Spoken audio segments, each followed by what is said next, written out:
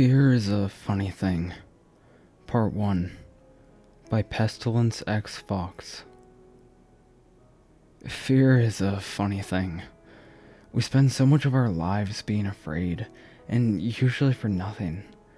We live terrified of things such as disease, death, and outcomes to events completely outside of our control. Afraid that our spouse will leave us, or that we won't get that next big promotion at work. Of not being accepted by people who do not know us. I know that's not very funny, it's just sad. But that's not the funny part. The funny part is that when there's justifiable cause to be afraid, when blood-curdling terror should be the appropriate response, well, that's usually when we are oblivious and at peace. People are usually afraid of things they can't see, things they can't control, things that will never occur. I used to be one of those people who went through life afraid of the mundane, and I desperately wish I still was. Because that's the thing about truth. Once you know it, once you see it, once you taste it for the first time, it doesn't set you free.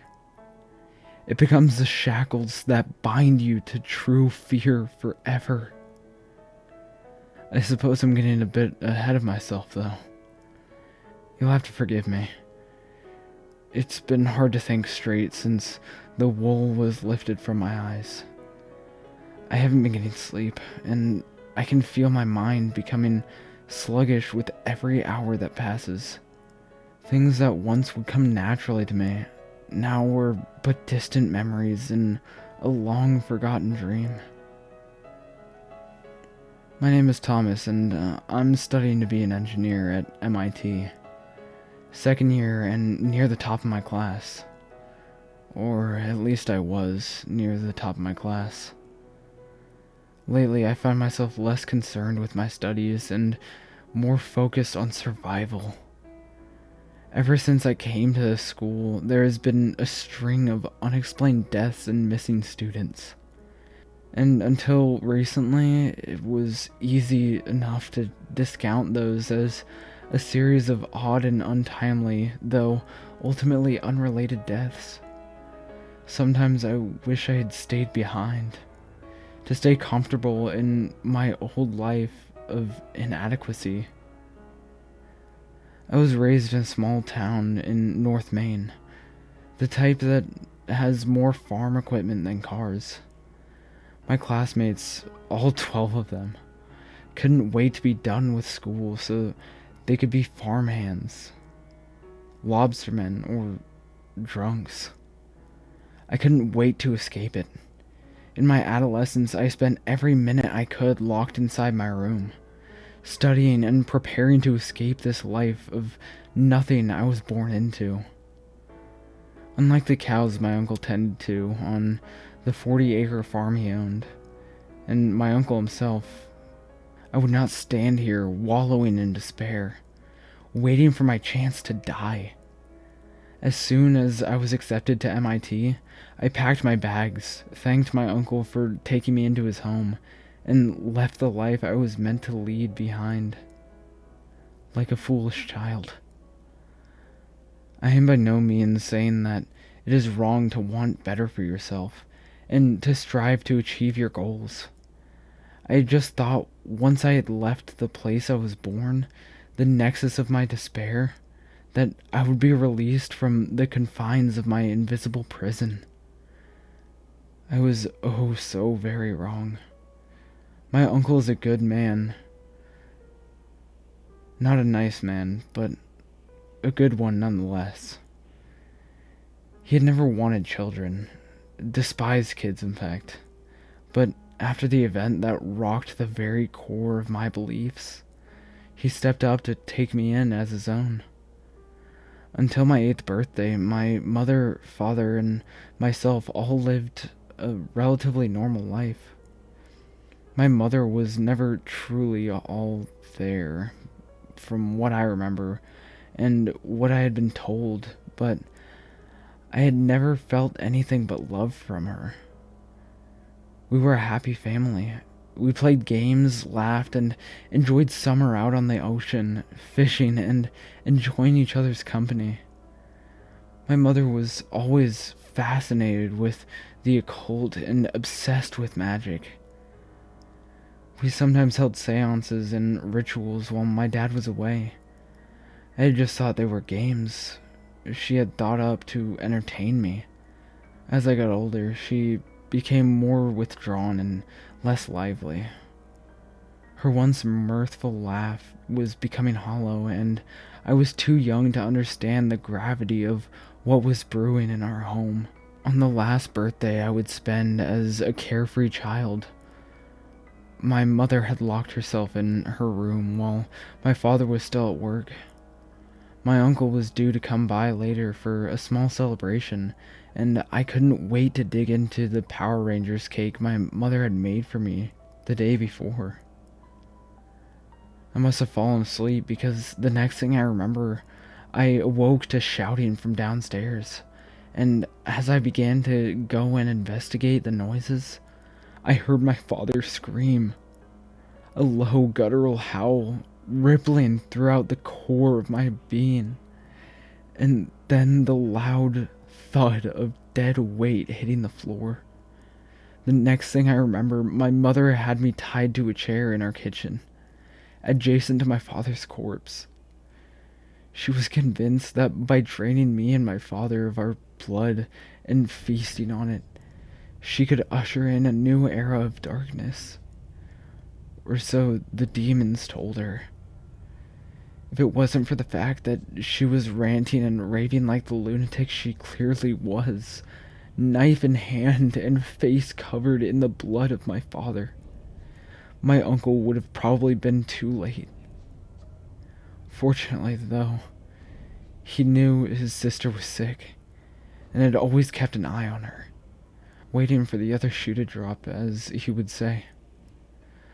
So on that night where he saved me from one expertly aimed 9mm round to the back of her head, he had decided to take me in, knowing damn well no one outside of our family would ever truly understand the lasting scars she had inflicted to my psyche. Despite this, I was a reasonably well-adjusted adult, leaving behind my own era of darkness, weird disappearances, and the unexplained deaths of my peers aside. That is, until she came into my life. Although I still don't know what the fuck she really is, I am sure she isn't anything close to human. She pretends to be a normal, everyday, college-going woman, and somehow she is able to fool everyone. Everyone but myself. I don't know which is stranger, that she is able to fool the entire populace surrounding her into thinking she is one of them, or that I see her for what she truly is. Elena is what she calls herself. Just thinking her name now causes deafening screeching in the corridors of my mind. I will admit, for a long time I was also fooled by her facade. But again, once you know truth, it is impossible to submerge yourself back into the comfort of deception. She has longer blonde hair than most of our classmates, a face seemingly chiseled from the smoothest of marble, and a warm tone about her that always gave me a feeling of being at peace. That is, until the day I had the nerve to speak to her. It was after our evening calculus class, a few weeks ago, when I ran up to her, finally mustering the courage to ask her out like I had dreamed of doing 100 times before. I tried to call out to her, but she either couldn't hear me or pretended not to. As she receded into the darkness of our campus grounds, I ran after her, and finally, once I was close enough, I reached out to place my hand on her shoulder, and that's when I learned the truth. The beautiful visage I had seen before me was instantly gone, replaced by a creature with gray skin that hung loosely from its distorted frame. Her once beautiful emerald eyes were replaced by its charcoal black orbs. Her graceful smile transformed into a wide, unhinged jaw, with rows upon rows of fang-like teeth. Perfectly manicured nails were replaced by black and gray claws, stained red with what I could only assume was blood. Her modern and stylish clothes became rags which barely covered its unsightly form. But the worst thing of all was its voice. From what I can remember, it hadn't actually spoken to me, but I could hear it in my head nonetheless.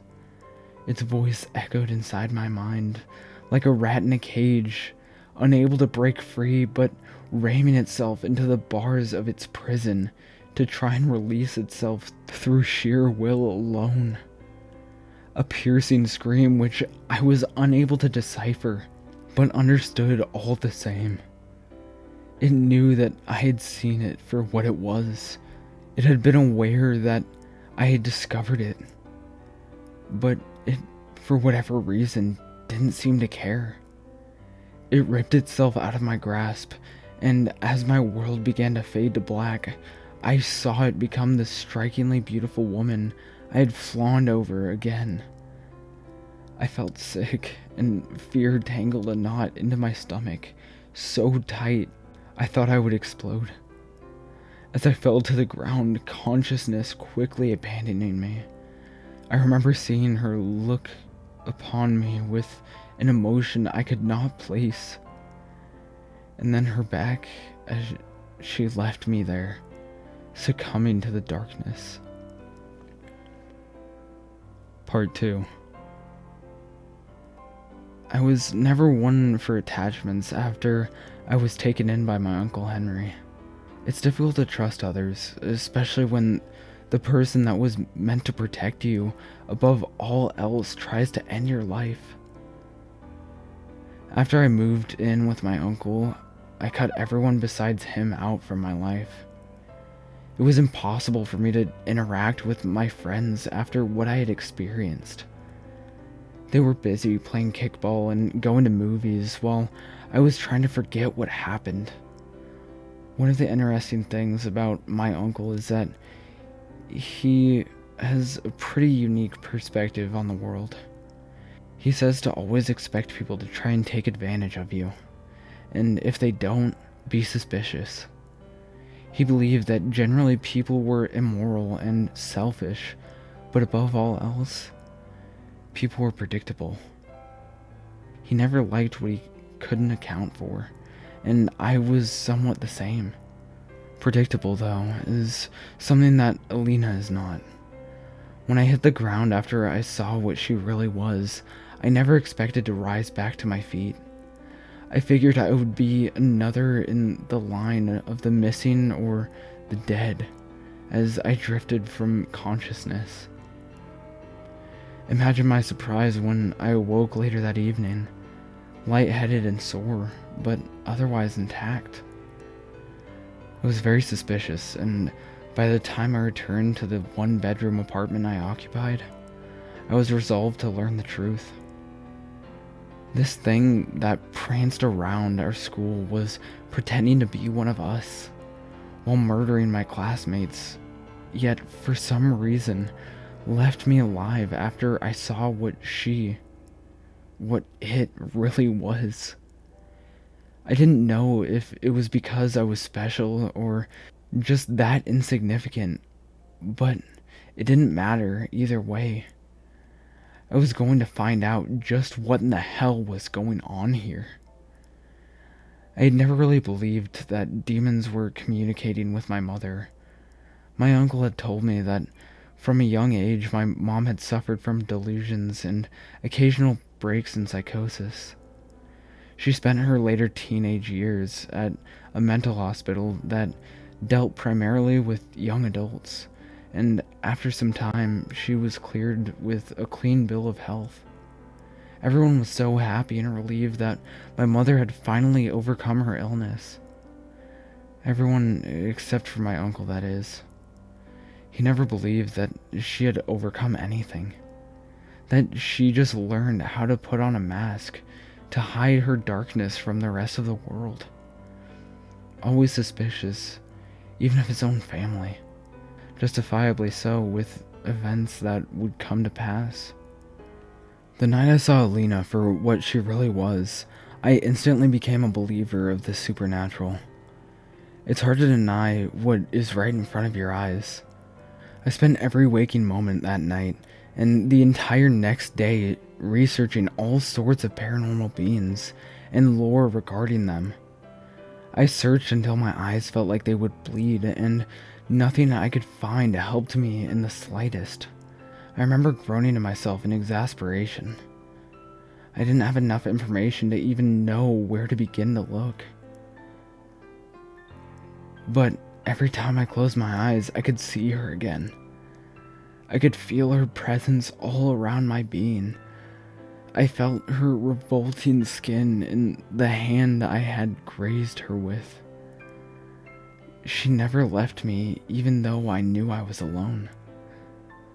After what felt like an eternity with nothing to show for it, I decided I needed more information. I needed to watch her. The very thought of going anywhere near her honestly terrified me.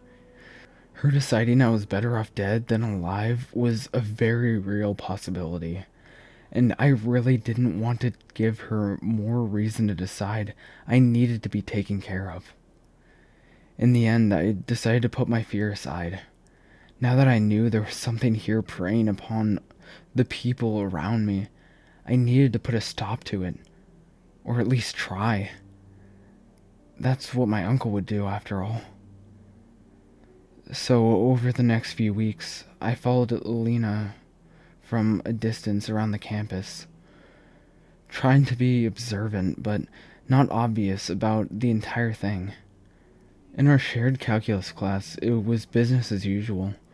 I never gave away any indication that I was studying every move she made. I figured if I played it off like nothing had ever happened, she would assume that I either blocked out our encounter or assumed it was some stress-induced nightmare. Either way, I wasn't ready for confrontation with her. For a while, I wondered if I had some sort of psychotic break myself that night. There wasn't much to go on in terms of evidence besides a few months of what would be brushed off as a stress-induced nightmare had I shared my experience with anyone else. It wasn't until a few weeks into trailing her that another body was found on campus. The person was said to have jumped from one of the rooftops, but with how mangled the body was said to be by the people who found it, I figured that was to hide the evidence of how they actually died. When I was not observing her, I spent a fair amount of time on various websites trying to find information on what she could possibly be. Not much was making sense, though, from the various forums I frequented. Most people's accounts for what they said they experienced sounded more like ramblings of a deranged mind, opposed to a factual accounting of what they observed. I can only imagine how this must sound to you, but I swear I am sane. At least I think I am. There was this one online forum that was promising, but the community members were very tight-lipped when it comes to newcomers. So for the time being, I was alone. It's weird the things you'll learn about something when you study it long enough. For instance, I learned that Alina hardly ever ate, at least while she was on campus. I learned that she rarely spoke to others, when she wasn't obligated to through her classes, preferring solitude over relationships. More importantly, though, I learned that She knew I was onto her. It took me a while to discover that. Most evenings I would have Alina in my sights from a comfortable distance, and every time without fail she would mysteriously vanish. It was like she knew whenever I had a momentary lapse in focus, and she would capitalize on it constantly to evade me. We were playing a deadly game of cat and mouse, and the longer it went on, the more people would die. It wasn't until last night that I spotted her after I'd given up for the evening. I once again was leaving feeling that I had wasted another opportunity to unravel exactly what it was I was up against. When I saw her out of the corner of my eye, stalking another student the way I had stalked her. I watched as the guy rounded a corner towards a less populated part of campus, and as she made the same turn moments later, she paused to turn and stared directly at me before disappearing into the night behind him. I felt the blood leave my face and all feeling in my legs vanish. She knew. She knew I had been onto her this entire time and hadn't even seen me as enough of a threat to herself to even react to me following her, knowing damn well I was in over my head. I bolted after them, telling myself that live or die. I wasn't going to stand there and be a bystander as she took another life. I made that turn towards a dark field that led towards the edge of the campus, and I saw nothing. There was no way they both could have just walked away fast enough for me to lose them. I could see, albeit fuzzily, for a good distance without any place for them to have hidden. I frantically ran down the field towards the edge of the clearing and to the river surrounding campus. By this point, there wasn't anyone left around. Most people electing to return to their dorms or dwellings long before. I felt myself begin to hyperventilate as fear and anger entangled themselves inside of me, consuming every other emotion I had. It was too late, and they were gone. I collapsed to my knees and threw my fist to the cold and damp ground below me. There was nothing I could do to stop her. She had known it all along and had made sure that tonight I learned it as well. I felt like giving up then and there, saying fuck it and cut my losses while I still could. Return to Nowhere, Maine, and lick my wounds on my uncle's farm until I was old and gray. I was close to doing just that, and in fact I would have left last night, but when I stood to get up and leave, I felt the air around me turn cold. The knot inside me started to twist and turn, pulling at every part of me and making it impossible to breathe. I knew before I even turned around. I felt it from somewhere deep inside of me. I didn't even know existed. I reached for the small pocket knife on my person and pivoted around to turn and see those emerald eyes that used to captivate me. Thomas, I believe it is long past time we had ourselves a conversation. Wouldn't you agree?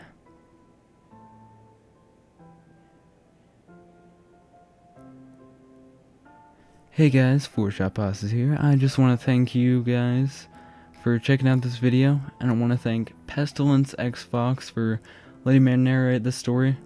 I do appreciate it. I was just scrolling through No Sleep about a week ago or so, and I saw this story and I was like, oh, this strikes my fancy. So even though it's not a super popular story, I really enjoy it so far, and I try and narrate stories as I'm reading them for the first time, so that way I can get the full amount of emotion. I feel like this one I got the emotion in there pretty well. And I just want to let you guys know that the next part to The Hunted is in the process of being made, so subscribe if you guys want to check that out. Anyway, guys, have a good night. Stay safe out there. And most importantly, stay creepin'.